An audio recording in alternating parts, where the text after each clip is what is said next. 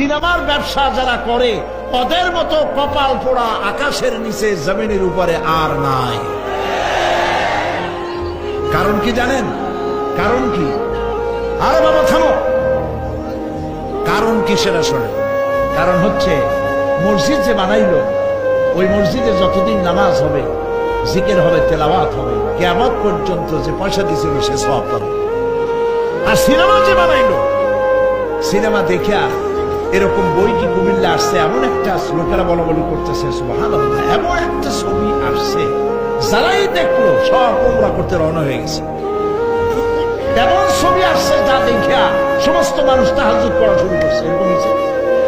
যত ছবি আসলো, ছবি দেখলো, পরের মেয়ে কেমনে হাইজ্যাক করবে, কেমনে ব্রিফকেসের মধ্যে বন্দুক রাইফেল উনি ভেঙে চলে থুইয়া 10 তলার গ্লাস ভাঙ্গা লাভ দিয়ে পড়ে খালের মধ্যে পড়ে নদীর মধ্যে দিয়ে ফুটে উঠে পাহাড়ের উপর দিয়ে পরের মেয়ে নিয়ে দৌড় দিল।